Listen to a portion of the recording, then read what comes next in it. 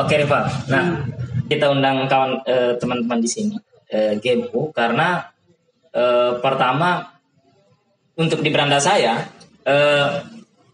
tuntutan kawan-kawan yang menyebar melalui Media sosial. melalui media sosial, melalui meme ke istilahnya itu ya, melalui meme itu cukup menghadapi istilahnya beberapa kritik. Jadi postingan kawan-kawan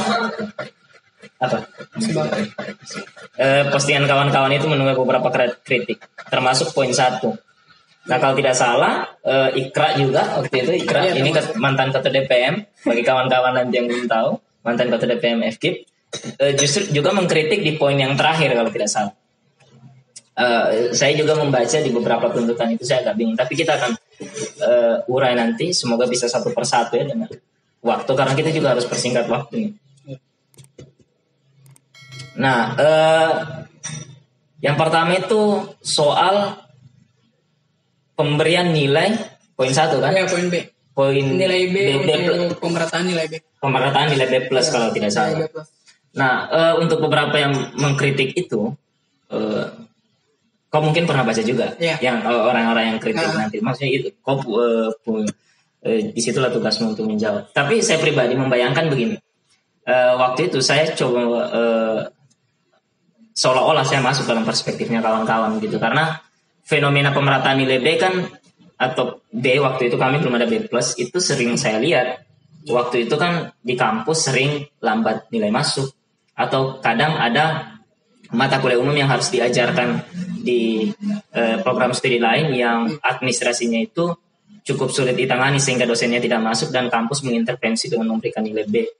Nah, dalam kacamata saya mengira kawan-kawan di GMU ini ataupun kau sebagai wakil ketua BMFKIP, saya kira kawan-kawan melihat awalnya kalau saya kira kawan-kawan melihat ada yang tidak efektif dari pembelajaran di dalam kuliah online. Saya mengira begitu. Jangan-jangan karena ketidakefektifan itu dan sudah terlanjur dilaksanakan, akhirnya kawan-kawan menuntut nilai B plus. Makanya saya undang karena saya tidak, dan saya pun membaca statusmu itu sangat normatif, terus terang, dan saya tidak tangkap poinnya di normatif. Nah sementara kau tuliskan di situ ini surat edaran ini nomor sekian dan sekian, tapi tidak ada poinnya gitu. Nah bagaimana sih sebenarnya latar belakangnya? Pertama soal nilai B plus itu. Kalau untuk soal nilai B plus itu sebenarnya, kalau untuk kita masuk ke studi kasus dulu kayak. Kalau untuk studi kasusnya yang pertama jelas di kampung. Apalagi seperti kakak mungkin sudah baca yang Kak Freddy bagikan tentang surat terbuka itu. Nah, misalnya soal jaringan. Satu sesi kita akan bahas itu. Iya. Itu. Jadi soal jaringan itu studi kasusnya. Misalnya soal yang tidak punya gadget.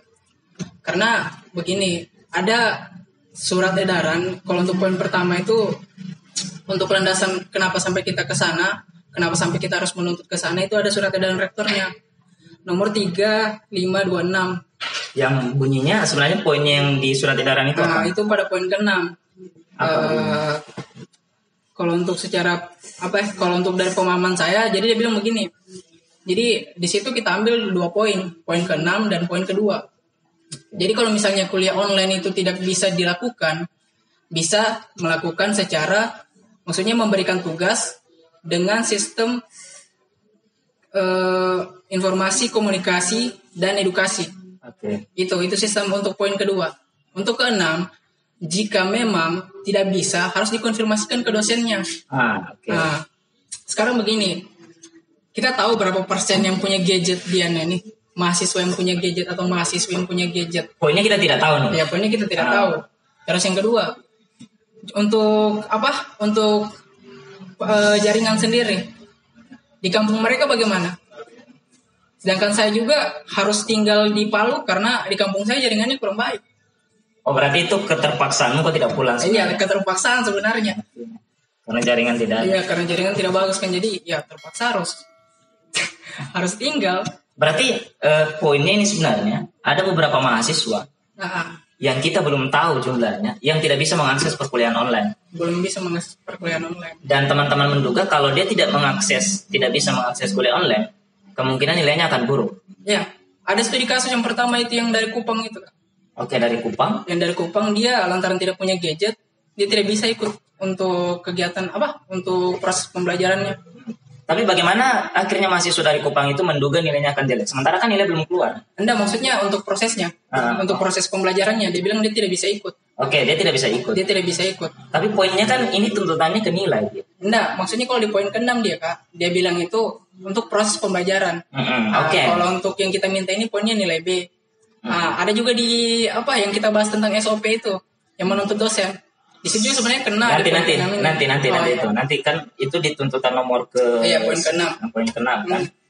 Cuma maksudku kan teman-teman menuntut nilai B+ gitu. Berarti sebenarnya ada latar belakangnya kan. Kenapa kawan-kawan menuntut itu? Nah, saya tangkap poin tadi. Ada beberapa teman-teman itu yang tidak bisa mengakses kuliah online karena tidak punya gadget, bermasalah dengan sinyal dan sebagainya. Meskipun itu datanya masih di dataran abstrak tuh. Karena kawan-kawan dan kau selaku di BEM FKIP sudah punya data by person gitu. Belum juga ya. Kalau untuk hal itu belum sih, karena yang pertama yang kita data kemarin ini masih terkait pekerjaan orang tuanya, terus pendapatannya dan juga penandatanganan. Meskipun sebenarnya kau dan birokrat kampus sama-sama punya mungkin tanggung jawab untuk harusnya sama-sama. Siapa sih yang punya uang di situ? Tapi realitanya secara abstrak itu ada fenomena seperti itu. Nah, yang tidak bisa mengakses kuliah online itu tadi saya tanyakan, memungkinkan nilainya akan buruk. Sebenarnya memungkinkan sih, Kak, karena untuk di poin ke-6 sendiri itu dia dikatakan di situ itu bahwa harus ada konfirmasi. Berarti di surat edaran itu harus ada konfirmasi. Sekarang begini, kalau misalnya dia tidak punya gadget, atau tidak punya HP, misalnya kan, atau jaringannya buruk di sana, kalau tidak ada konfirmasi bagaimana? Ya. Gitu. Jadi tolak ukurnya dikembang. Jadi ini ada beberapa aturan, misalnya ada kemarin itu tambahan terkait dosen. Jadi kalau misalnya dosen tidak melaporkan, proses kuliah daringnya ini akan ditindaklanjuti oleh fakultas. Nah sekarang update beritanya sudah sampai di fakultas. Update beritanya sudah sampai di fakultas. Betul. Iya, tatarannya sudah sampai di fakultas bahwa kalau misalnya dosen dia tidak tidak memberikan informasi baik itu dalam bentuk screenshot ataupun dalam bentuk tertulis, itu ditindaklanjuti oleh fakultas dan semuanya rata B. Oke, semua rata B. Berarti sebenarnya tuntutan kawan-kawan itu sudah ada, sudah tercover di kebijakan kampus. Surat edarannya. Cuman kita takutnya begini, kita menjaga. Karena misalnya begini, kalau misalnya tidak ada pelaporan seperti itu bagaimana? Sedangkan ini kan kenapa sampai keluar nilai B ini kan karena tuntutan awal. Yang ada pamfletnya itu mahasiswa down, kampus lockdown, mahasiswa down, tugas smackdown. Iya sih, maksudnya itu kemarin sempat kita buat pamflet soal itu dan akhirnya keluar surat edaran ini. Tapi satu yang saya mau tegaskan, berarti fakultas itu sudah punya kebijakan soal pemerataan nilai B. Ya, soal pemerataan nilai B itu langsung dari melalui kajian latar belakang yang seperti latar belakang seperti pelaporan seperti yang kau maksudkan tadi. Yang mana duluan, tuntutan kawan-kawan GMO atau tuntutannya kita duluan? Iya, baru yang soal itu. Akhirnya itu dilegitimasi oleh kampus. Tapi lalu kan sebelum persoalan COVID, pemerataan nilai B sudah sering sih. Yang biasanya itu kalau lambat dosen memasukkan nilai. Kalau untuk kajian sendiri, Kak, intensifnya itu nanti pada saat pandemi ini. Iya. Dan pada saat pandemi ini pun masih banyak yang mengkritik soal hal itu. Mengkritik, maksudnya tidak setuju ada pemerataan nilai B? Iya, maksudnya mereka tidak setuju. Kau pernah tidak diskusi dengan orang yang tidak setuju dengan pemerataan nilai B? Pernah. Apa yang mereka ucap? Maksudnya apa tawaran mereka kalau gitu? Jadi secara tanggapan mereka menganggap begini, Kak. Maksudnya saya berjuang untuk bisa dapat nilai itu. Bisanya mereka langsung petantang-petantang langsung dapat nilai. Itu sih. Itu. Jadi tolak ukurnya di perspektif, maksudnya sudut pandangnya mereka. Itu yang agak berat juga sih. Iya memang, maksudnya kita memahamkan kan. Jadi kita bilang seperti ini ya. Ini poinnya. Berapa kali saya itu termasuk. Berarti yang tidak sepakat itu adalah mahasiswa juga. Adalah mahasiswa juga. Yang saya baca kan itu beberapa yang bukan mahasiswa dan beberapa yang mahasiswa juga tidak aktif lagi. Maksudnya dia mungkin tidak kuliah lagi tapi dalam penyelesaian studi akhir gitu. Secara samar-samar dia bertanya tapi agak mengkritik. Iya, gitu. agak mengkritik. Jadi dia mempertanyakan misalnya seperti 2 hari kemarin. Ya dia pertanyakan soal begini. Bisanya harusnya rata. Nah, kita kan sama-sama berjuang di sini. Maksudnya saya kendati pergi keluar dari rumah untuk cari jaringan supaya bisa saya kirim tugasku. Sekarang kenapa harus diratakan semua? Pertanyaan, tapi secara tidak langsung itu mengkritik.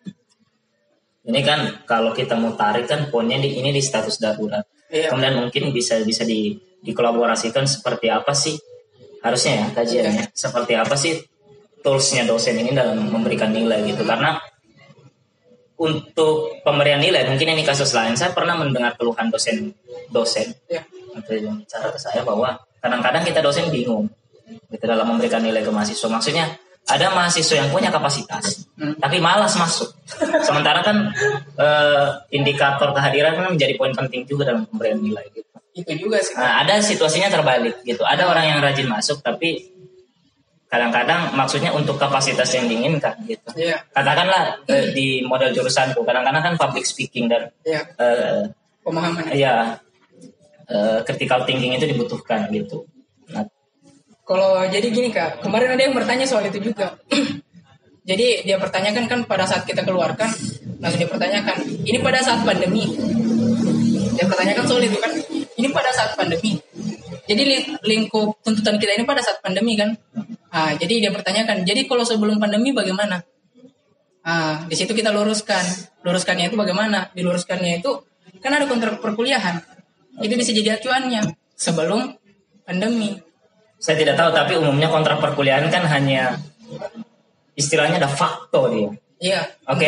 Iya. Pemberian nilai antara hubungan antara dosen dengan. Ada fakto dalam artian begini. Kita tidak mungkin buka buku panduan akademik ataupun beberapa surat keputusan terkait dengan itu, tapi pengalaman pribadi kontrak kuliah berjalan itu, ya tenaga pengajar masuk membacakan kontrak, ini kontrak kita. Nah, dia bertanda tangan di situ bisa, tapi kemudian akan dihapus kembali kan? Iya. Maksudnya produk hukumnya tidak keluar gitu. Saya tidak pernah lihat juga sih. Kalau untuk sekarang nggak ada. Kalau untuk sekarang itu ada. Ada. Jadi untuk sekarang itu ada dalam bentuk tertulisnya. Jadi situ. Kemudian penguatannya itu kan misalnya di apa ini kalau untuk di absen itu laporan dosen itu untuk masuk perharinya. Jadi di situ. Jadi misalnya ada temanya pada tanggal sekian, bulan sekian, tahun sekian dia masuk. Pada pukul sekian gitu. Nah, kontrak kuliah itu mengcover tidak masalah ini sebenarnya? Kalau untuk dalam segi mengcover itu bisa jadi legitimasi dosen untuk memberikan nilai. Kalau untuk sebelum pandemi sih. Karena kan masa aktif kuliah awal itu status gawat darurat soal pandemi belum ada. Itu kan awal aktif kuliah kan Februari kan? Iya. Nah, sementara ini status darurat diumumkan Maret tadi. Pertengahan Maret. Nah, pertengahan Maret. Pasti kontraknya belum mengcover dong. Enggak, maksudnya di sini Kak. Kalau misalnya sudah terkontrak seperti itu, jadi kemarin kalau untuk di kelasku sih masih program juga, jadi cuma diberikan satu kontrak begini. Itu dosen yang pegang sama ketua kelas. Sudah ada konten soal COVID-19 di situ. Kalau untuk COVID-19 tidak ada. Maksudku misalnya kan kemarin dosen tanya soal itu. Jadi saya bilang itu bisa jadi penguatannya ibu saja. Untuk soal mengcover nilai B+. Untuk mengcover nilai B+. Kan yang mereka pertanyakan ini kan pada saat pandemi. Pamflet ini dikeluarkan pada saat pandemi. Yang mereka pertanyakan kalau sebelum pandemi bagaimana? Itu yang mereka pertanyakan. Kan ada kontrak perkuliahan, Bu. Tolak ukur penilaian kita kan berapa puluh persen hadir, berapa puluh persen tugas. Bukan itu teramat pragmatis. Maksudnya bukan dalam segi pragmatisnya Kak. Maksudnya yang mempertanyakan ini butuh landasan. Oh, yang mempertanyakan ini ya, oke. Karena pada poin selanjutnya ada kan soal penentuan soal SOP dosen itu. Gitu. Dan sekarang bagaimana kabar kampus soal soal tuntutan kawan-kawan ini? Berarti sudah fix dong seharusnya. Kalau kembali ke tadi karena sudah terlegitimasi oleh pihak fakultas. Sebenarnya kalau untuk soal tanggapan masih beberapa fakultas yang menanggapi termasuk rekan-rekannya. Kalau fakultasnya kita Belum ya. belum. Kalau untuk di kita belum ada tanggapan terkait hal itu. Rencana untuk di kita sendiri untuk keluar dari pamflet ini. Untuk dari kita sendiri sebenarnya kita mau buka forum terbuka tanggapannya dan juga kalau bisa bentuk dukungan. Oke, nanti kayaknya itu akan mencakup semua keseluruhan isu sih. Nah, saya mau pindah ke topik soal wisuda online. Ya kan? Karena saya kira tadi poinnya ini sudah terlimitasi. Rupanya masih kabar-kabar masih ada fakultas yang ingin mengcover soal penilaian itu masih ada fakultas yang belum ada suara kan. Nah, soal wisuda online, ini kan terkait dengan angkatanku nih. Saya sudah bahas juga satu kali. Iya, dengan Kak Freddy ya? Ya, dengan Freddy itu satu sesi. Meskipun sebenarnya menurutku kok bisa tambah beberapa variabel, tapi yang saya tangkap adalah ada 2 poin sih sebenarnya kenapa ini ditolak. Satu mau bicara seremoni. Iya. Ya kan, dan satu dia bicara soal pembayaran gitu. Momennya kayak momen gitu, seremoni gitu, karena ini ya sekali seumur hidup. Kalau kau ambil pasca kan 2 kali. Iya, 2 kali. Itu lagi maksudnya. Nah, maksudku dalam perspektif teman-teman GMO bagaimana sih melihat persoalan ini? Kalau kita sih Kak, yang kita lihat ini sebenarnya perspektifnya ini pelayanannya bisa tidak. Saya punya beberapa data soal platform yang akan digunakan. Sebelum kau lanjut, ini kita elaborasi langsung. Masih kita gabungkan dengan poin 2 dan poin 3 ya. Karena tentang kawan-kawan kan poin 2 wisuda online, tolak wisuda online. Kedua, kembalikan pembayaran wisuda dan KKN. Oh, wisuda dan KKN. Tidak apa-apa, kita masuk di wisudanya dulu. Nanti KKN-nya. Kalau untuk di wisuda sendiri yang pertama yang kita lihat dari sisinya sih, kalau untuk hasil diskusi kita itu pelayanannya, maksudnya bisa tidak apa ini? Bisa tidak maksudnya ketika dia menggunakan salah satu sistem misalnya wisuda online, pasti menggunakan platform atau menggunakan app seperti apa yang bisa menampung aplikasi maksudnya. Saya agak kudet soalnya. Okay. Jadi aplikasi seperti apa yang bisa menampung 1.500 wisudawan? Tapi kalaupun pakai app, bayanganku akan keterwakilan sih. Kalau saya tolak ukurku bukan keterwakilan Kak, karena maksudnya ini bicara mekanisme mekanismenya nanti karena, kalau bisa. Iya, karena ini seremonial kan, maksudnya sekali seumur hidup ini. Terus yang kedua, berarti kau amini di perspektif itu ya? Kalau saya sebenarnya saya amini, karena yang pertama tidak ada jalan yang lain, cuma saya berikan opsi. Maksudnya perspektif ini, kau mengiyakan bahwa kebutuhan seremoni itu menjadi kebutuhan yang penting gitu dan perlu di-cover oleh kampus. Kalau iya sih Kak. Makanya tetap, karena yang pertama di situ air matanya orang tua pasti menetes. Okay. Nah, terus yang kedua di situ juga kebanggaan sendiri kalau untuk orang yang berpendidikan. Oke, berarti saya menangkap 2 poin tadi soal app. Yang pertama akan kacau nih kalau wisuda online dengan kuantitas wisudawan itu yang 1.500-an orang. Perempuan wisudawati. Iya, wisudawati. Sedangkan wisudawati ribuan orang ya. Menurutmu akan kacau kalau dia pakai app? Jelas Kak. Yang saat ini yang masih bisa mencakup paling banyak itu aplikasi Zoom. Aplikasi Zoom saja maksimalnya 1.000 orang dan itu berbayar. Berarti sebenarnya kalau saya lihat ini sebenarnya kau mendukung wisuda online, tapi karena teknisnya tidak bagus akhirnya kawan-kawan menolak. Iya, kita menolak karena yang pertama, dan ini tidak akan mungkin dijalankan. Iya, itu yang kita tolak. Sebenarnya kita punya opsi untuk hal itu. Terkait hal itu dimundurkan saja. Ketika pandemi sudah selesai, langsung baru buat. Kalau misalnya bisa dibuat untuk 2 angkatan, kenapa enggak? Itu sama sih ya. Ada perspektif yang umum yang muncul dari orang. Maksudnya mungkin dalam tanda kutip ini bagian dari ego kita karena kita sering menyelenggarakan event. Yeah. Kawan-kawan ada pengalaman gitu. Maksudnya meskipun ribuan orang dengan budgetnya ada gitu, itu tidak susah. Kayak seperti Freddy Ornol bilang, sesusah apa buat ya, maksudnya kawan-kawan kan mungkin pernah adakan kegiatan yang ratusan orang yang diundang dengan budget yang minim, tapi ya bisa dikatakan untuk kegiatan itu ya terlaksana gitu. Saya rasa teman-teman yang di lembaga pasti paham soal itu.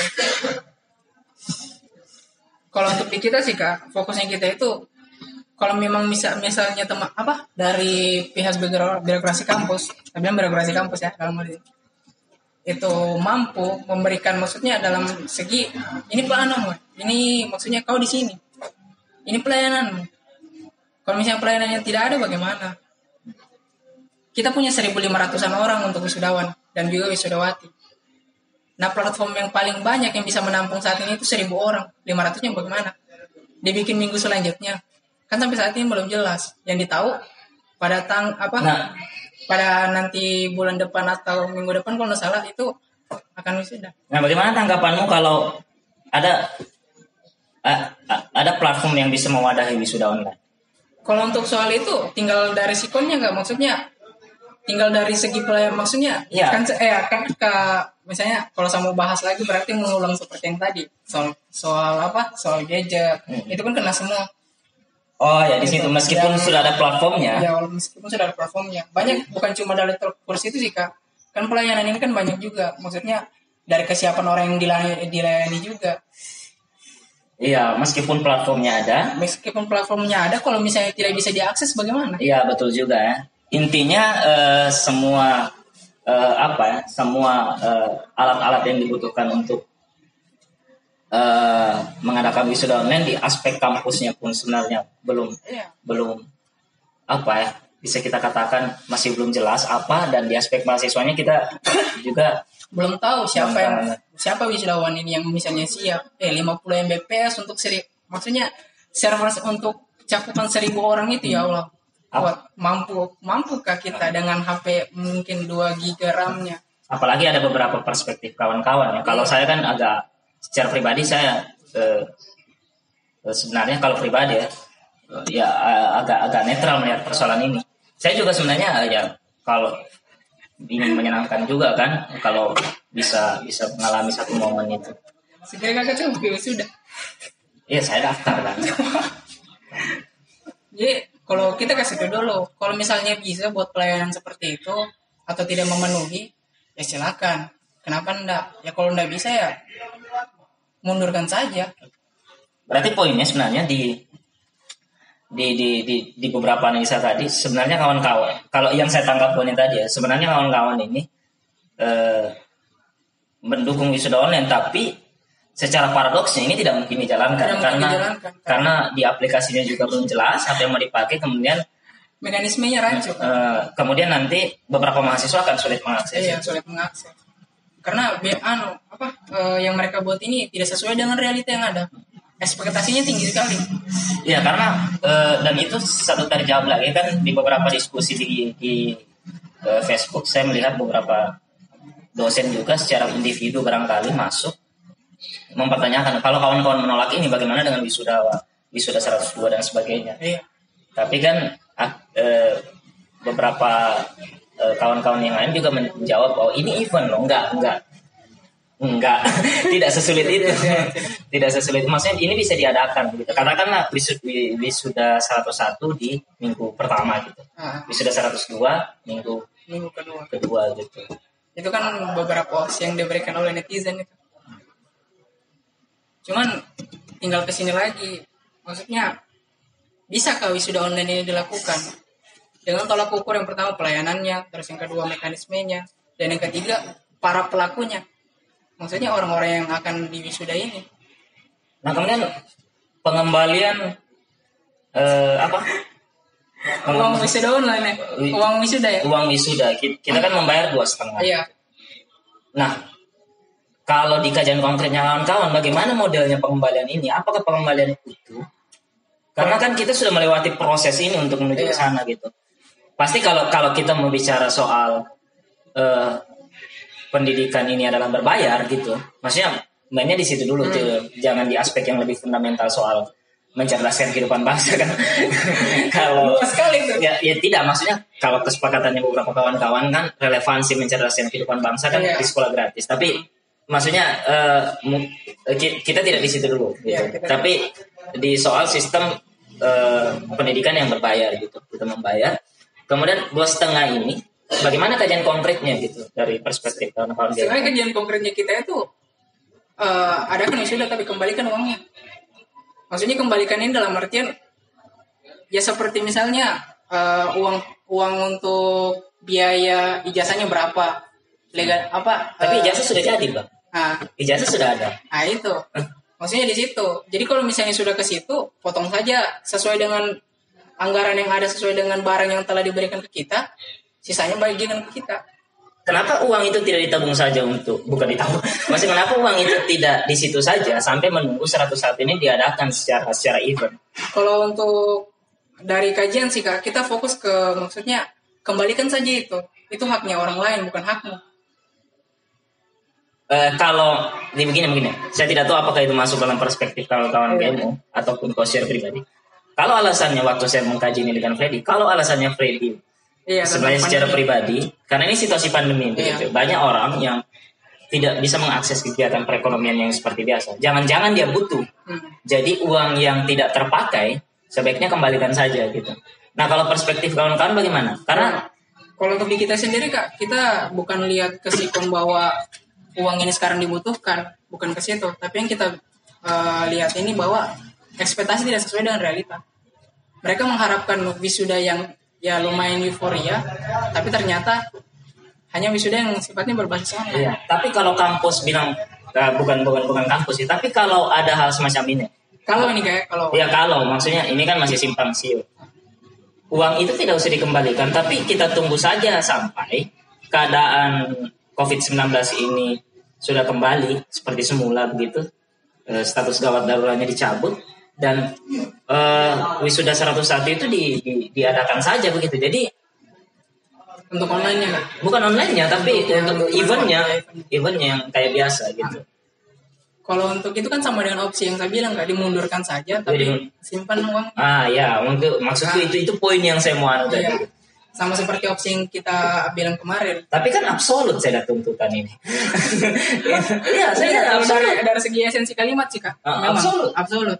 Tolak wisuda online. Tolak wisuda online kembalikan. Dan kembalikan uang wisuda dan KKN. Tapi kalau untuk penjabaran konkretnya berarti ada kemungkinan tidak usah dikembalikan. Yang penting diundur. Kemudian 101 diadakan seperti biasa. Itu hasil dari kajiannya kita. Ini yang menurut saya masih antah berantah pada saat pindah di topik selanjutnya. Kenapa KKN tiba-tiba harus dikembalikan uangnya? Ada masalah apa KKN? Coba lebih struktur gitu di Sebenarnya kalau untuk masalah KKN sendiri kan perspektifnya itu ini gini Kak, yang mereka gunakan itu kan sebenarnya masalah dulu, apa masalahnya KKN? Kalau untuk masalah KKN untuk saat ini karena yang kita gunakan mekanismenya, tapi sebenarnya itu sudah diselesaikan juga, cuman kita menjaga yang seperti saya jelaskan tadi studi kasusnya, jangan sampai ketika yang sudah KKN di angkatan 90 kemudian belum isi KRS terus nilainya belum terinput, kemudian dia masuk lagi untuk mendaftar KKN kan, kalau misalnya KRS online tidak diinput, berarti secara tidak langsung mereka tidak KKN, walaupun sudah KKN. Terus maksudnya begini, ada mahasiswa yang sudah KKN, sementara KKN kan termasuk saya nggak? Saya juga KKN. Nah, terus kau KKN, kemudian kau belum menginput KRS. Sudah. Kalau untuk saya sudah, tapi banyak yang belum. Kenapa belum? Kurang tahu. Maksudku kan harusnya kan kita. Ada beberapa sih yang melapor ke kita bahwa dibilang kata servernya. Oh, berarti ada masalah server. Ada beberapa, tapi ada beberapa juga yang tidak ada konfirmasi. Tapi kan ada KRS manual yang bisa. Kalau untuk lapor ke situ tidak bisa juga sih Kak. Jelas nanti mereka itu tetap bayar dulu, habis itu diinputkan, habis itu dimasukkan nilainya. Kan begitu konsepnya untuk KKN. Makanya setidaknya kita menjaga. Kayak waktu 2018 kemarin kan begitu. Mereka sudah KKN duluan. Yang waktu pada saat gempa, mereka sudah KKN duluan tapi belum ber-KRS.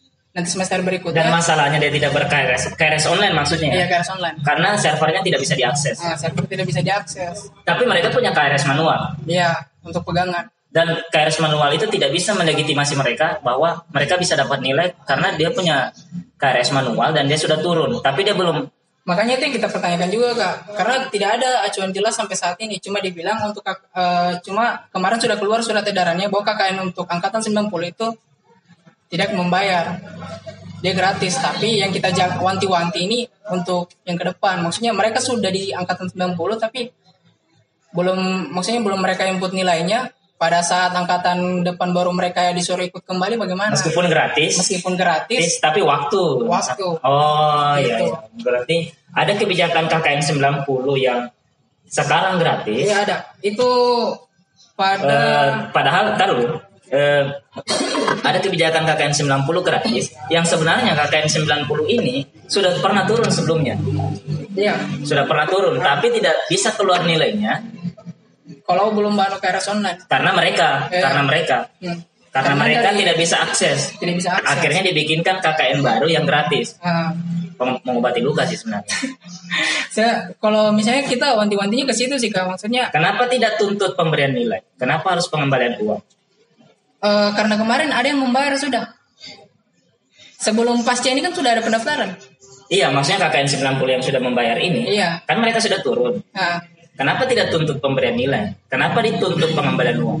Kalau untuk nilainya sendiri kan itu ada mekanismenya Kak. Maksudnya mereka buat sendiri konsepnya untuk penilaian. Walaupun kau kategori membayar atau tidak membayar di sini, itu ada mekanisme yang mereka buat. Misalnya memberikan beberapa program, melaporkannya gitu.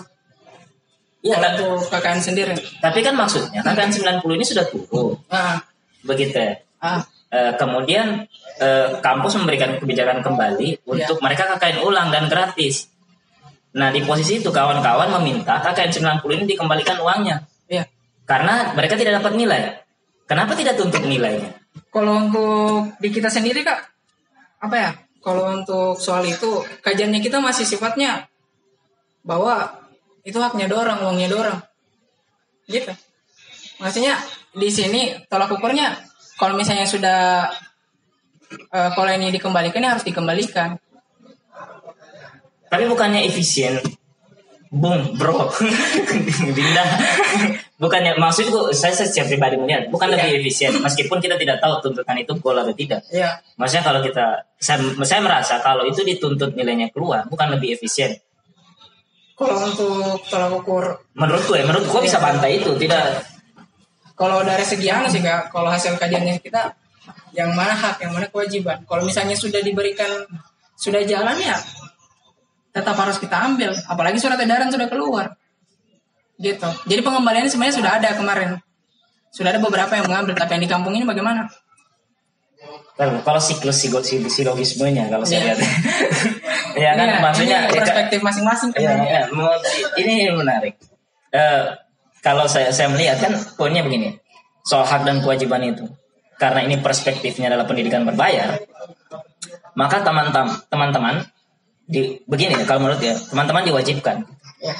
Diwajibkan membayar. Itu kewajiban kawan-kawan membayar KKN. Iya, awalnya. Kemudian kawan-kawan akan mempunyai hak untuk mendapatkan nilai.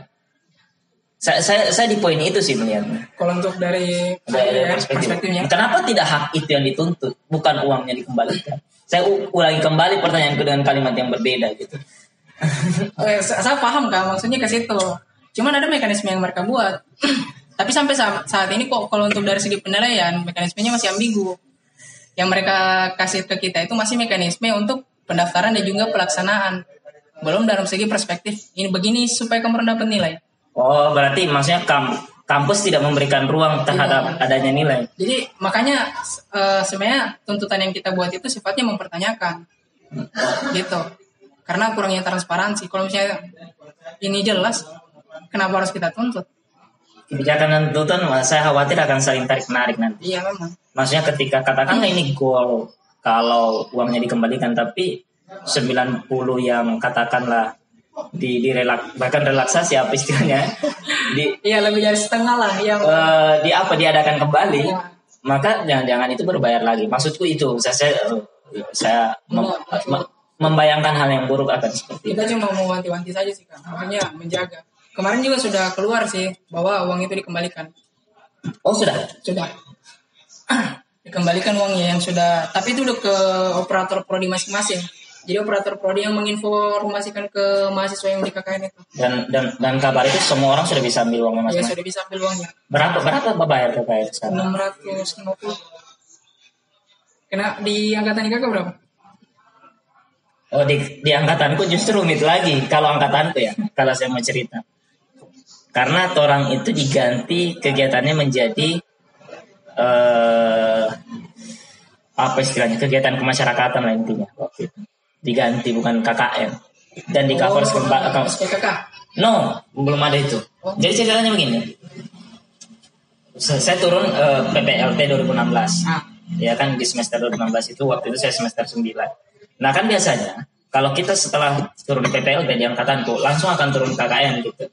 Nah entah kenapa fakultasnya kita waktu itu tidak tercover di universitas datanya.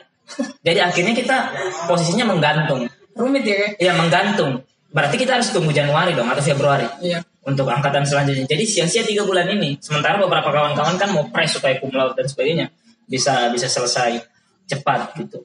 Nah akhirnya itu diinisiasi oleh IKRA waktu itu sebagai ketua DPR, turun bicara negosiasi dengan fakultas, dan hasilnya teman-teman KKN tapi di cover oleh fakultas bukan universitas. Oh ya 2017 kan? Makanya kita bukan 2016 akhir. 16 akhir semester 3 kalau di kita orang. Ya kok semester 3 saya 9 waktu itu. Dan saya 9 dan kita turun mungkin sekitar November waktu itu. Dan akhirnya kita ya KKN-nya di sekitaran kampus. Saya di prodi yang lain, beberapa kawan-kawan di prodi yang lain gitu. Makanya kayaknya angkatanku tidak ada piagam, tapi semacam surat gitu ya bahwa surat ini pengantar kayak bahwa sudah menyata. Iya, ini sebagai pengganti KKN gitu. Oke, saya tidak tahu bagaimana kejadian KKN tadi gara-gara saya bernostalgia dengan KKN. Kalau untuk di kita sih kemarin jadi ada beberapa opsi yang diberikan. Kalau untuk mekanisme pelaksanaannya, bukan untuk penilaiannya, karena sampai penilaiannya sampai saat ini ambigu. Gitu. Tapi sebenarnya motifku bertanya tadi soal biaya, saya mau masuk di paradigma UKT yang seiring zaman dia semakin berubah-ubah. Maksudnya perspektif UKT awal kan, dan saya tidak tahu itu terlegitimasi atau tidak. Itu kan maksudnya paradigma UKT karena dia uang kuliah tunggal, maka sekali membayar saja gitu. Lambat laun, ya itu mungkin dunia lain yang harus kita bisa kaji lebih dalam. Kalau untuk kali itu sebenarnya landasannya kemarin sampai Unpad bisa gol itu, kalau kita ambil dalam studi kasusnya, kenapa mereka Unpad. Kenapa sampai mereka bisa gol itu karena itu mereka berpatokan pada lampiran Permendestek itu nomor 30 tahun 2019 bahwa ternyata uang KKN, kalau misalnya uang KKN kan, uang KKN dengan kalau untuk wisuda mereka ambil dari perspektif itu. Kalau untuk kita bukan kita ambil dari studi kasus itu, tapi kita ambil dari perspektif bahwa entar dulu, apa perspektifnya Unpad di lampiran? Di lampiran itu mereka ambil dari Permendestek Dikti itu di apa? Bagian ketiga. Bagian ketiga tentang apa ini kalau untuk cakupan wilayah tuh? Biaya langsung dan tidak langsung. Biaya langsung dan biaya tidak langsung. Saya tidak di situ. Jadi KKN ternyata masuk ke biaya langsung untuk kegiatan kita, untuk di kampus sendiri. Makanya itu bisa di cover oleh kampus. Makanya bisa di cover oleh kampus. Gitu. Itu penguatannya kemarin mereka. Walaupun dalam mereka katakan ke kita itu banyak perdebatan.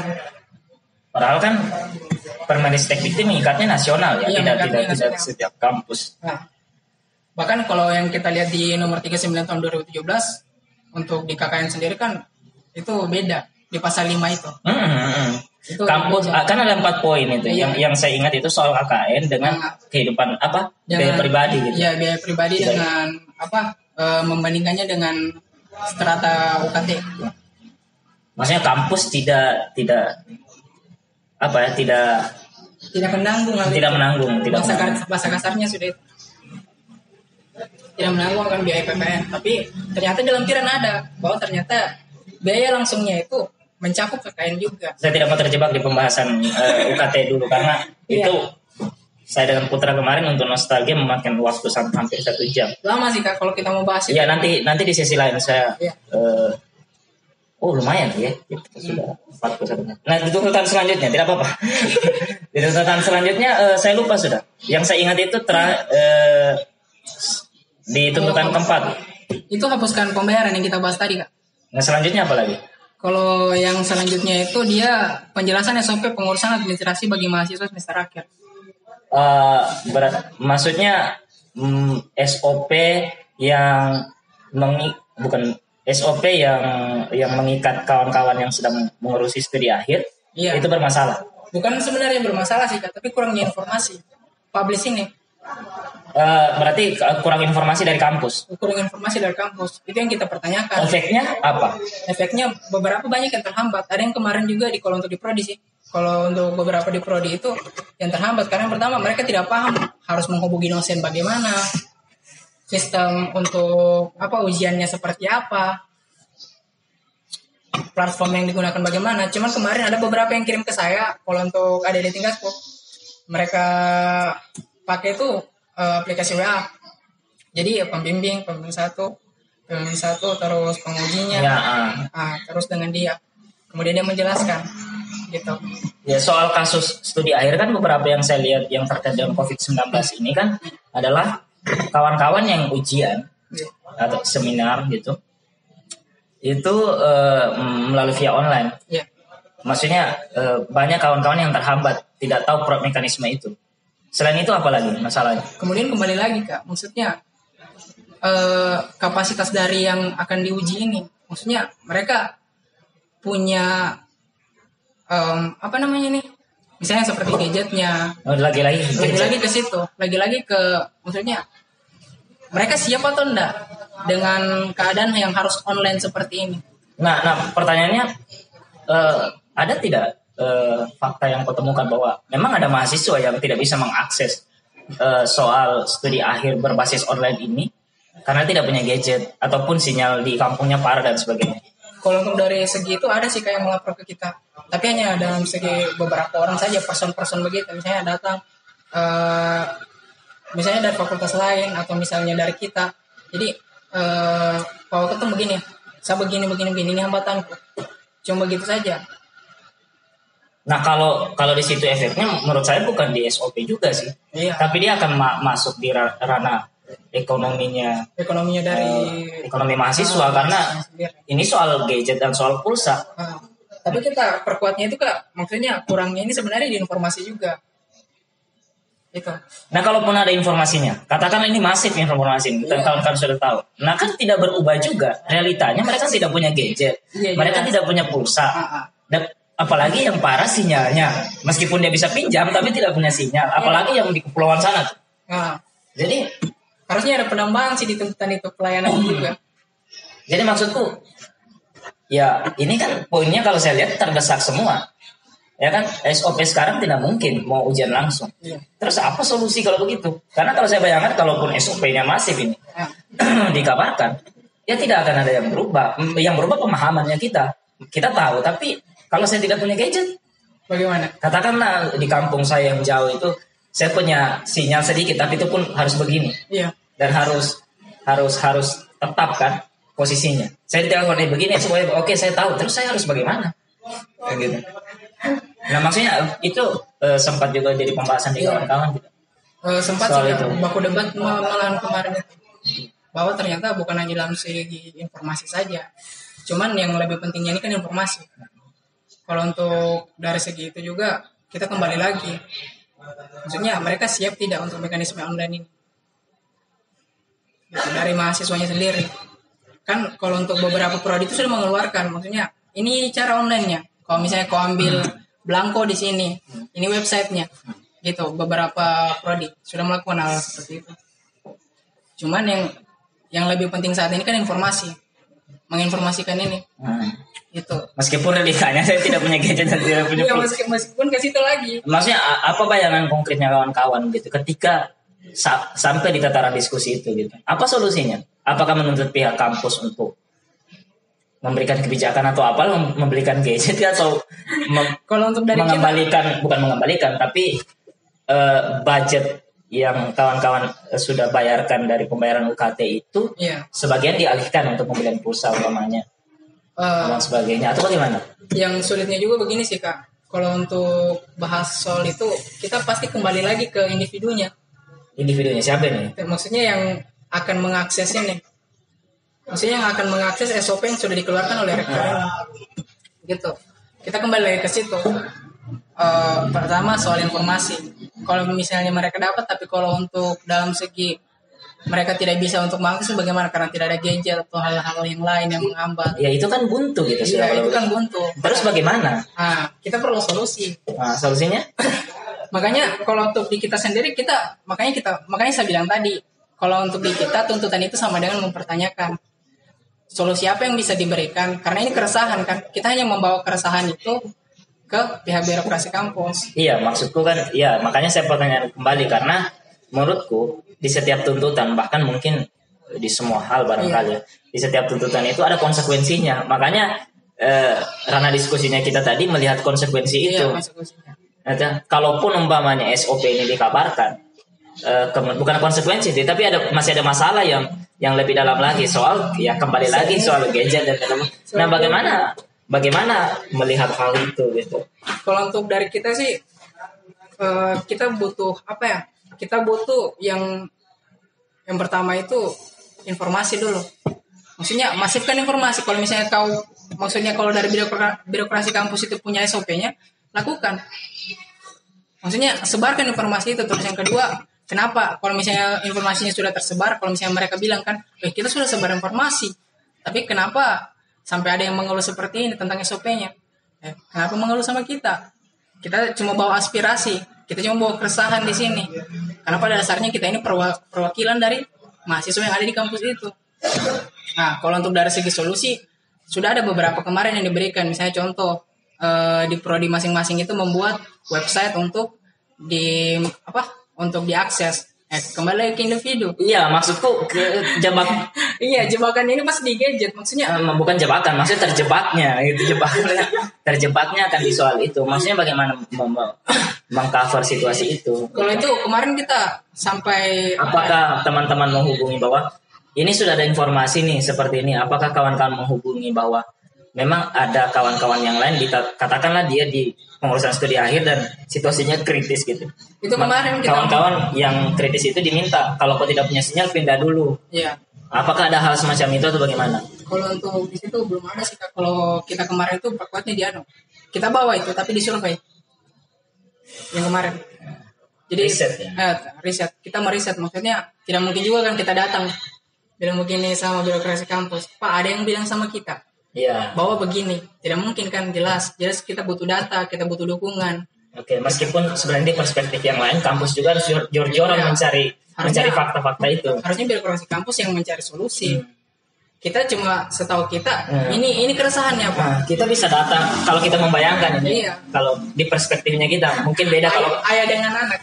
Mungkin beda sudah kalau kau di tataran yang lebih tinggi lagi nanti. Maksudnya meskipun kita datang dengan abstrak gitu. Pak ada yang begini nih di sana nih. Masih kita membayangkan bahwa tiba-tiba mereka kocar kacir sibuk. Yang mana itu? Maksudnya tidak semua ketika kita bicara. Alhamdulillah. Amin. Aman ya. Kan kadang-kadang kalau kita menuntut secara abstrak, tiba-tiba dia bilang mana datamu? Iya, jelas pasti. Mana datamu? Padahal siapa sih yang punya tanggung jawab lebih untuk mencari data-data itu? Iya, karena sesuai dengan pengalaman pasti yang mereka pertanyakan pertama itu landasan. Terus yang kedua studi kasusnya pernah terjadi atau tidak? Dan yang ketiga, berapa persen sih dari mahasiswa sekitar ini yang sudah melapor ke kalian atau yang telah mengisi, atau misalnya kalau kita buat survei yang telah mendata di kalian, datanya berapa persen, presentasinya itu berapa yang negatif. Jadi kita sekarang ini yang kita masifkan itu aspirasi yang mereka bawa itu kita tuangkan dalam bentuk data. Berarti poinnya tuntutannya sekarang itu masih di SOP ini masifkan informasinya supaya sampai betul-betul di kawan-kawan, meskipun masalah yang belum selesai sebenarnya adalah soal gadget dan soal pulsa gitu. Meskipun sebenarnya realitasnya masih abstrak ya dan belum ada data per orang gitu. Cuma per pelaporan saja. Nah, per laporan bahwa seberapa sih mahasiswa yang tidak punya gadget dan yang kedua itu dia susah sinyal kayak film. Makanya di kampungnya susah sinyal terus tidak punya pulsa gitu. Iya. Makanya kita bilang itu isi surveinya itu supaya kita bisa punya penguat. Maksudnya ini data kita ini berapa persen dari sekian mahasiswa yang mengeluh ke kita bahwa konsep online ini atau konsep daring ini Ini mempersulit. Taruh, apa itu daring? Saya terus terang. Daring itu sebenarnya sih Kak. Itu singkatan atau Enggak. istilah memang? Istilah. Jadi kata lain dari sifatnya Goblok sekali. Kakak kurang update. Kakak itu saja. Kalau misalnya kalau untuk daring sendiri sebenarnya itu kalau kita ambil keluar dari yang kita bahas sekarang, daring itu kan sifatnya ilmiah, maksudnya bahasa yang jarang kita dengar sih, tapi ada. Gitu. Daring apa singkatannya? Daring kau juga. Oke. Setelah dapat Yan, masih bisa lanjut ya? Kan saya kerja di media dan jadi. Oh iya. Kau maksudku kau harus luruskan itu juga. Kau harus luruskan itu. Saya terus terang saya tidak tahu.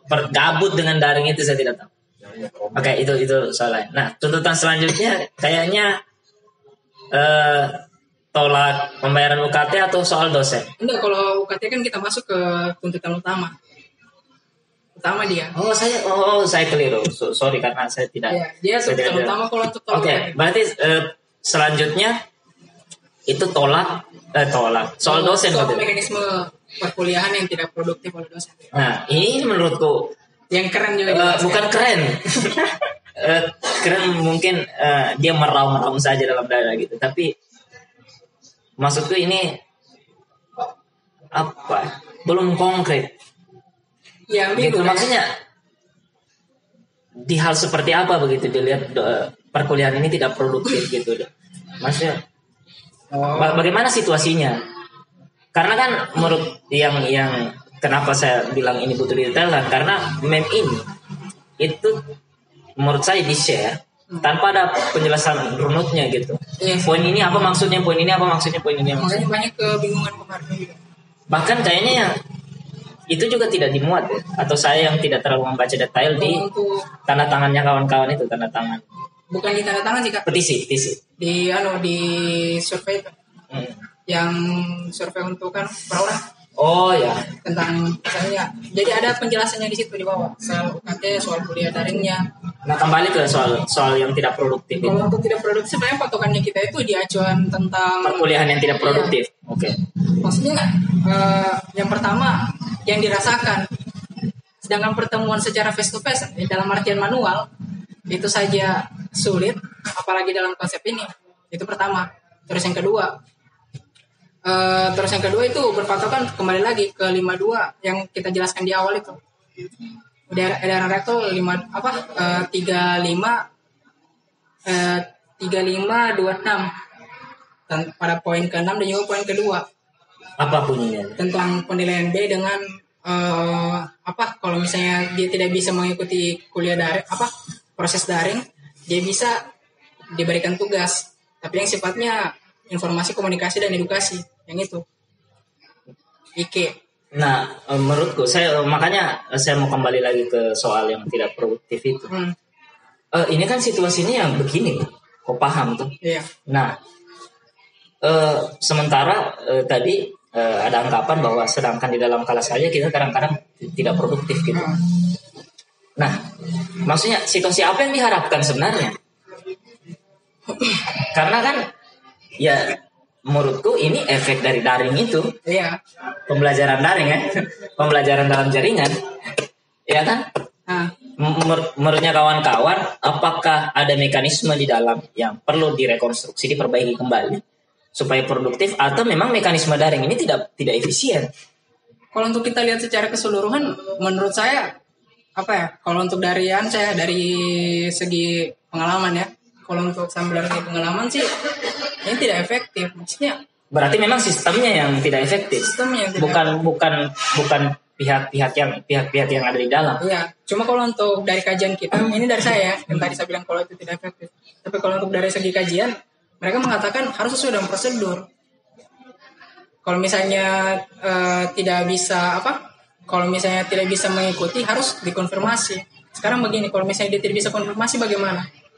Karena kembali lagi di kampungnya yang kurang jaringan atau mungkin ya itu kan jadi masalah yang berputar-putar. Tapi maksudku saya mau kembali ke topik itu. Nah, kalau kita menolak sistemnya, gitu, sistem pembelajaran daring ini, nah apa yang kita harapkan atau apa yang kawan-kawan kayak mau harapkan dari situasi itu? Sementara pertemuan dalam kelas tidak mungkin, oke? Pembelajaran daring tidak efektif. Terus apa yang efektif? Kalau untuk di kita sendiri Kak, kalau untuk dari segi situ sih, kita ambilnya begini, perspektifnya apa keresahannya? Keresahannya bahwa mereka mengatakan kuliah daring ini ada beberapa, maksudnya dalam tanda kutip beberapa dosen yang tidak baik itu memberikan tugas ataupun memberikan, maksudnya ini loh, ini tugasmu, ini yang harus kau isi, ini yang harus kau lakukan. Oh, berarti poinnya di pihaknya dong, bukan sistemnya. Karena penguatan mereka bahwa itu bisa diambil oleh fakultas. Karena ada namanya pemerataan nilai B. Itu yang kita, maksudnya hasil kajiannya kita. Mungkin dosen berpikir seperti itu. Iya, itu asumsinya kawan-kawan. Maksudnya akhirnya terjadi pembelajaran daring yang tidak efektif karena ya semua kan B juga. Jadi ya sudah. Jalani saja, ada apanya, bukan apa adanya. Ya kan? Itu asumsinya kawan-kawan. Berarti poinnya sebenarnya kawan-kawan tidak menolak pembelajaran daring. Sebenarnya kalau untuk dari segi hasil kajian kita tidak menolak, tapi dilihat dari di lapangan bagaimana. Maksudnya ada realitas yang dalam sistem pembelajaran daring itu yang tidak efektif, yang harusnya diperbaiki oleh pihak kampus. Dan itu ada juga di datanya kita. Jadi sudah ada 3.200-an. 3.200 apa nih? Responden untuk di survei. Maksudnya pengunjung di surveinya itu. Sudah memberikan keterangan gitu. Keterangan soal itu. Soal pembelajaran daring. Soal pembelajaran daring. Nah, apa saja masalah gitu? Selain dosen tadi ya. Poin-poin satu itu soal ada dosen yang maksudnya tidak aktif. Tidak aktif. Gitu. Maksudnya dia sifatnya pasif.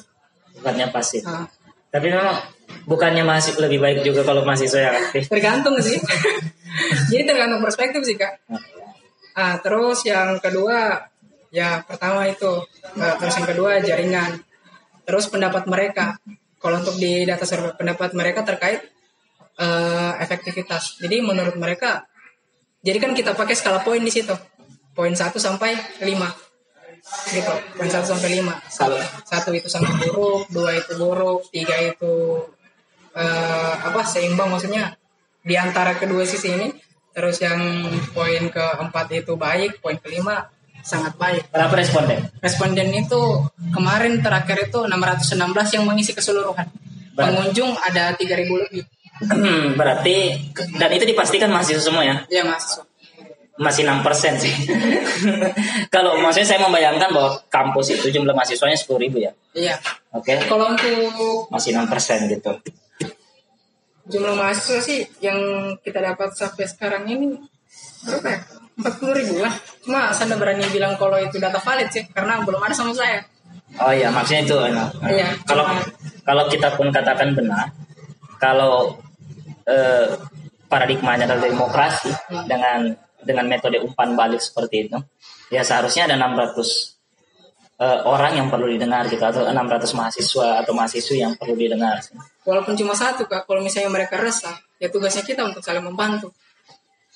Masih terputar-putar Kak? Ya, maksudnya itu yang menurut saya belum dapat poinnya sih. Maksudnya untuk masalah itu efisiensinya, karena saya juga tidak update sih. Karena kita kan tunggu juga apa sih public address dari kampus soal ini. Sudah habis poinnya.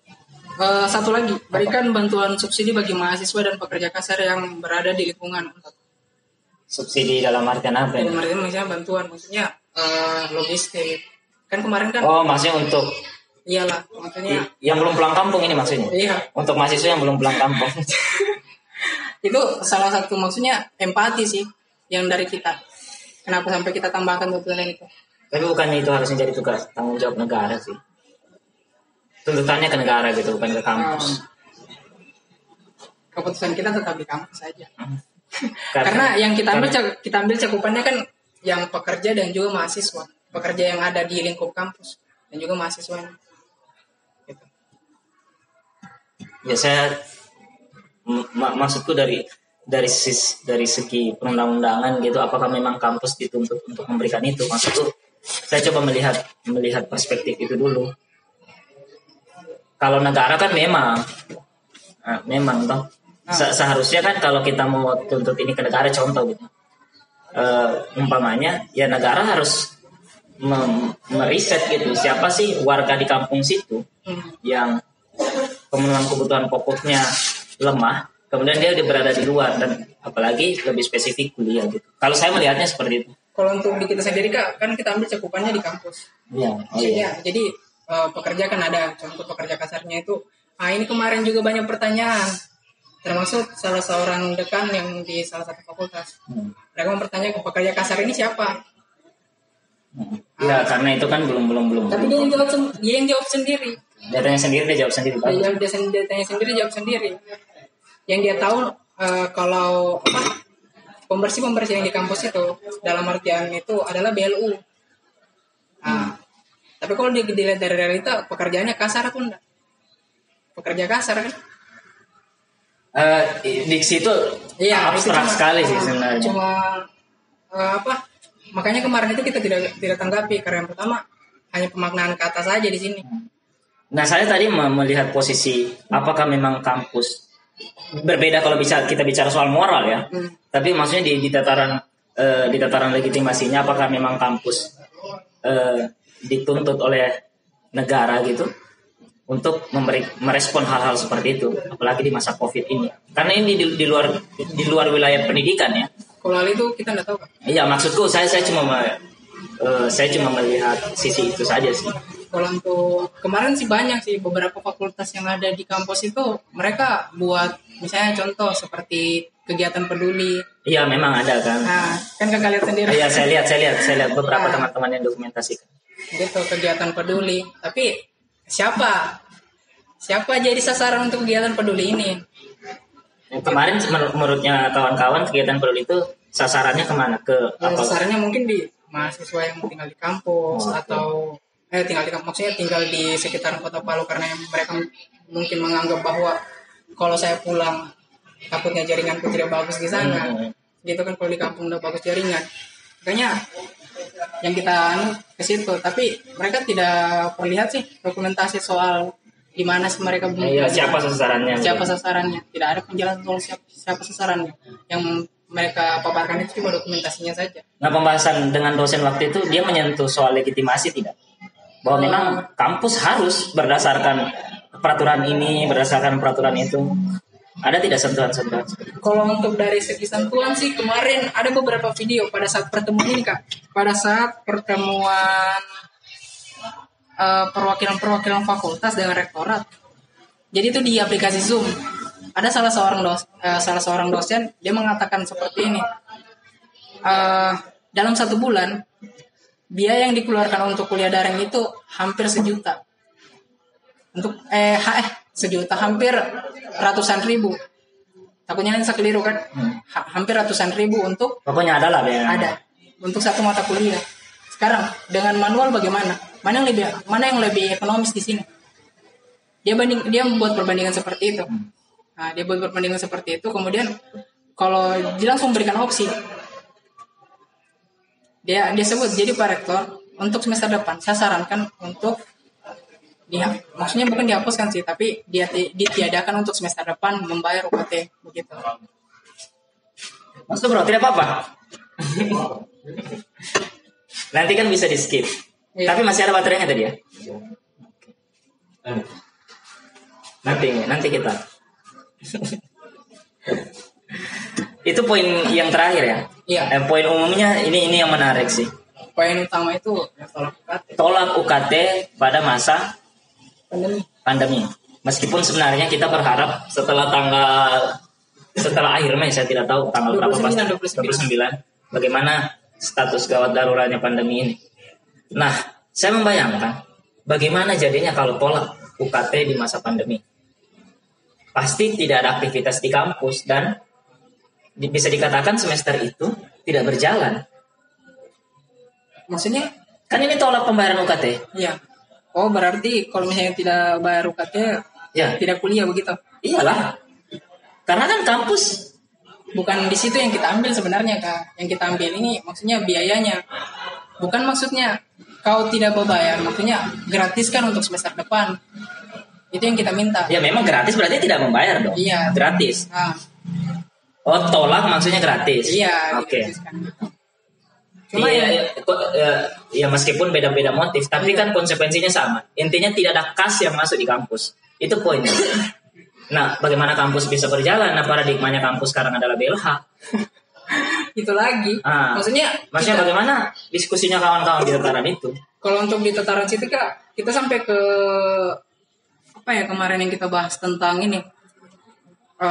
Tentang proses pembiayaannya, maksudnya ada kan di kalau misalnya BLT itu sekian berapa persen untuk di kampus, berapa persen untuk pekerja, berapa persen untuk di kemahasiswaan. Itu yang sampai ke titik itu kita bahas kemarin. Kalau saya jelaskan di sini lama sekali lagi, harus buka lagi. Terus yang kedua juga yang kita perkuat itu masalah sikon tentang ekonomi, gitu. Iya, maksudku kan ada dua hal ini yang harus kita lihat, bahwa status kampus sebagai BLH, gitu.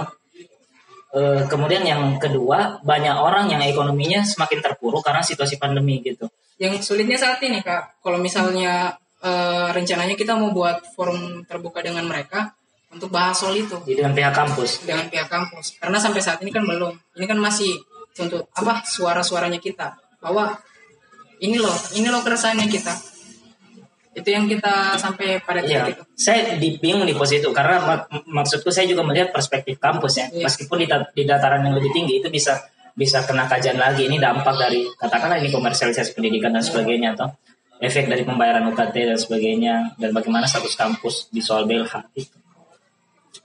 Nah, maksudku kalau tidak dilihat perspektif itu, kalau kita menolak pembayaran UKT dengan dalam perspektif lain itu gratis, Iya. bagaimana kampus akan berjalan gitu? Sementara mereka tidak punya kas pemasukan. Kalau untuk titik itu saya belum kita kaji kan. Belum ada sampai ke maksudnya sampai ke saya. Dan memang belum ada pertemuan dengan pihak kampus, Belum ada. rapat dan sebagainya. Sampai saat ini kalau untuk pembahasan itu belum ada. Belum ada kita masuk, cuma kita sebar ini loh keresahan kita. Atau reaksi kampus secara informal lah. Reaksi kampus secara informal sudah banyak. Nah, banyak. Seperti apa sih? Maksudnya di tuntutan yang secara umum ini. Kemarin ada salah satu dekan yang mengatakan sampai saat ini rektor juga pusing. Apa yang harus dia lakukan? Sampai ke titik itu ya dia. Berarti maksudnya di sisi lain di wacana informal tadi itu ada kesan juga bahwa pihak kampus bisa merestui apa yang kawan-kawan Iya. tuntut. Gitu. Di sisi lain dia memusingkan hal yang lain Iya, juga sih. maksudnya seperti yang kakak bilang itu. Mau jalannya bagaimana kalau tanpa uang? Iya, itu kan. Ya harapan terakhir ya negara memberikan subsidi, bukan subsidi sih kalau menurutku. Saya tidak, karena menurutku subsidi itu kan pemberian. Gitu.